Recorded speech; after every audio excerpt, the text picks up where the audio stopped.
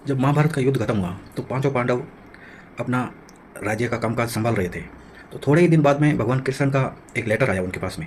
तो सबसे पहले युधिष्ठिर ने अपने मन में पढ़ा, फिर अपने भाइयों को सुनाया और बोले कि भगवान कृष्ण का कागज़ आया है, लेटर, और उन्होंने बोला है कि पांडवों, आपका टाइम खत्म हो गया, आपको हिमालय चले जाना चाहिए।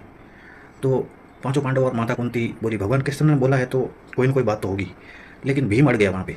भीम बोला, मुझे भरोसा नहीं है भगवान कृष्ण पे, वो झूठे हैं। उन्होंने महाभारत युद्ध करवा दिया, हमारे भाइयों को मरवा दिया। पूरी ज़िंदगी हम लोग 14 साल तक वनवास में भटके, इधर उधर अज्ञात वनवास। अब जाके मुश्किल से राज्य संभालने आए हैं और सुख के दिन अभी आए और उन्होंने कागज़ भेज दिया कि हिमालय चले जाओ। मैं नहीं मानता। तो माता कुंती बोली, भीम तू किसी की बात मानता भी है या नहीं? तो भीम बोला, हाँ, अगर ये बात मेरे गुरुजी बोले तो शायद मैं मान लूँगा। तो सब सोचे कि अभी गुरुजी को कैसे बुलाए। तो माता कुंती बोली, गुरुजी को बुलाने की विधि तो मेरे पास है। उन्होंने एक बार मुझे बताया था कि जब भी कोई ज़रूरत पड़े तो अपना आंगन साफ सफाई करके गोबर से लेप कर लेना और मुझे याद करना, मेरा ध्यान करना, मैं आ जाऊँगा। तो गुरुजी का ध्यान किया और गुरुजी आ गए। फिर उन्होंने बताया कि हाँ, जो भगवान कृष्ण ने बोला है वो बात सही है, आपका समय खत्म हो गया है और आपको हिमालय के लिए निकल जाना चाहिए। तो फिर भीम बोला, शायद गुरुजी को भी भगवान कृष्ण ने कोई सिखा के भेजा है, मैं नहीं मानता आपकी बात। तो सबसे पहले गुरुजी ने बोला कि भीम एक काम करो, मेरे लिए भोजन बनाओ, मैं आया हूँ। तो सब ने बोला ठीक है। फिर भीम को बाहर सब्जी लाने भेजा कि जा कहीं से हरी सब्जी लेके आ, गुरुजी आए। तो भीम गया, इधर उधर देखा। अभी बात पर गौर गौर कीजिएगा आप। तो पांडवों के समय में गुरुजी उनको ये समय दिखा रहे जो अभी चल रहा है या प्रेजेंट टाइम में आगे आने वाला है, यानी कलयुग बता रहे हैं गुरुजी पांडवों को। तो भीम को भेजा सब्जी लाने। तो भीम जाके देख रहा है तो चौंक गया कि मैं किधर आ गया, कोई हरियाली है ही नहीं। इधर उधर घूमा, फिर मुश्किल से जाके एक छोटी सी बगीची मिली।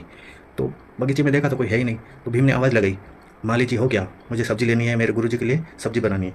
तो उधर कोई नहीं आया। तो भीम को 2 फल दिखे, फिर वो तोड़ तोड़ लिए और उसकी जगह 2 सोने की मोहर रख ली कि माली आएगा तो ले जाएगा। तो जैसे ही भीम वो सब्जी लेके घर पे गया तो उनके पीछे माली भागते हुए आया और बोला, भीम ने मेरे दोनों बच्चों को मार दिया। उसकी ये बात सुनकर भीम बोला, मैंने कब मारा बच्चों को, मैं तो फल तोड़ के लाया दो। तो वो माली बोला, मेरी बात का यकीन नहीं है तो देखो अपने जहाँ जो फल लाए हो उसमें। तो खोल के देख रहा है भीम, तो उसमें 2 बच्चों के सिर मिले। वो चीज़ देखकर भीम तो कांपने लगा और भीम ने तो निश्चय कर लिया कि मैं छोड़ के चला जाऊँगा, मुझे रहना ही नहीं है ऐसे कलयुग में। इसके बाद में उन्होंने युधिष्ठिर को भेजा कि जाओ अपनी नगरी में देख के आओ कैसा क्या चल रहा है। तो जैसे युधिष्ठिर बाहर निकला तो देख रहा है जो जनता के सेवक है वही जनता के भक्षक बने हुए हैं, वही जनता को लूट रहे हैं। और भगवान की जहाँ पे पूजा आरती हो रही है वहाँ लड़कियाँ नाच रही है। युधिष्ठिर सोच रहा है ये मैं कहाँ पे आ गया और मुझे नहीं करना ऐसा राज। युधिष्ठिर भी मना कर दिया और वो भी हिमालय के लिए तैयार हो गया। फिर उन्होंने अर्जुन को भेजा कि ये एक लोटा है, पानी का लोटा भर के लेके आओ बाहर बाहर से। तो वो गया अर्जुन जंगल में। तो अर्जुन को 7 कुएँ दिखाई दे रहे हैं। अब ये 7 कुएँ में से असली कौन सा है अर्जुन पहचान ही नहीं पा रहा है। और वो बिना लोटा भरे ही अपने गुरुजी के पास चला गया और गुरुजी को बताया कि गुरुजी, मुझे कुएँ तो मिले 7, लेकिन उसमें असली कौन सा था मुझे तो समझ में नहीं आया। फिर गुरुजी बोले, वो जो 7 कुएँ थे वो 7 औलादें थी और एक कुआं तो था जो वो माता पिता थे, यानी जिनकी 7-7 औलाद रहेगी फिर भी उनके माता पिता प्यासे ही रहेंगे। तो गुरुजी की ये बात सुनकर अर्जुन भी हिमालय के लिए राजी हो गया और अर्जुन ने भी बोला, मुझे भी नहीं करना ऐसा राज। फिर दोनों छोटे भाइयों को, नकुल और सहदेव को भेजे कि जाओ आप घूम के आओ अपनी नगरी में। तो वो घूमते घूमते अपने घोड़े पे दूर तक चले गए। दूर गए तो वो एक औरत को, एक आदमी को और एक बुढ़ी औरत को, एक आदमी के ऊपर एक जवान औरत बैठी हुई है और उसके पीछे एक बुढ़ी औरत भाग रही है।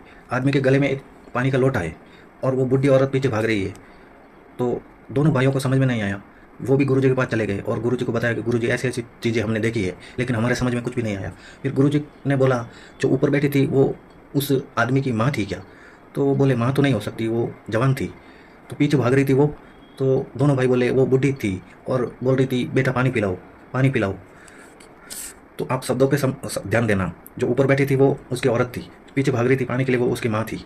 तो आज के समय में ऐसा कई जगह आपको देखने का मिल जाएगा देखने के लिए। लोग नहीं बोलते कि इसकी बीवी तो इसके सिर पर बैठी हुई है। फिर पीछे बचे माता कुंती और द्रौपदी। फिर गुरुजी ने बोला, आप लेडीज़, स्त्री जात, आपको बाहर कैसे भेजूँ? आप ऐसा करो कि अपने अपने रूम में चली जाओ और आंखें बंद करके 2 मिनट ध्यान करना, आपको क्या क्या दिखाई देता है। तो माता कुंती अपने ध्यान में बैठ गई। फिर 2 मिनट बाद वापस आई तो गुरुजी को बता रही, गुरुजी मैंने लाखों करोड़ों लोग देखे लेकिन उनमें आदमी कोई एक आध ही दिखा। किसी के ऊपर घोड़े का सिर है, किसी के ऊपर गधे का सिर है, किसी के ऊपर कुत्ते का सिर है।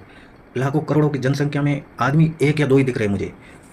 तो गुरुजी बोले, माता ये कलयुग के लक्षण हैं। जो सिर दिख रहे थे वो आदमियों के लक्षण हैं। कोई मुश्किल से एक या दो आदमी आपको मिलेंगे जो सच में मनुष्य होंगे, बाकी जो सिर दिख रहे थे वही ऐसे ही आदमी हैं। तो माता कुंती ने भी मना कर दिया कि मुझे भी नहीं रहना, मैं भी हिमालय चली जाऊंगी। थोड़ी देर में द्रौपदी आ गई बाहर। तो द्रौपदी ने, गुरुजी ने पूछा कि आपने क्या देखा। तो द्रौपदी बोली, गुरुजी मैं बता नहीं सकती। भाई है जो बहन से शादी कर रहा है, पिता है जो बेटी से शादी कर रहा है। तो भाई बहन कैसे हुए, मतलब आप समझ गए। जो गोत्र थे वो गोत्र आजकल कोई नहीं मानता और ख़त्म हो गए लगभग। तो क्या पता वो भाई बहन हो, और हो भी रहा है ये। फिर शादी आजकल आप देख रहे हो, कोई उम्र की कोई सीमा नहीं, जहाँ मर्जी जो जिससे शादी कर रहा है। तो ये सब चीज़ें देखकर सबने मना कर दिया और हिमालय के लिए रवाना हो गए कि हमें ऐसा राज्य नहीं चाहिए। और तो जैसे ही वो अपना राज्य छोड़कर जा रहे थे तो पांडवों की आंखों में आंसू आ गए। तो गुरुजी ने पूछा कि क्या हुआ पांडवों, राज्य छोड़ना मुश्किल हो रहा है क्या। तो पांचों पांडव और माता कुंती बोले, नहीं गुरुजी, हम लोग राज्य के लिए नहीं रो रहे, हम वापस मिलेंगे कब।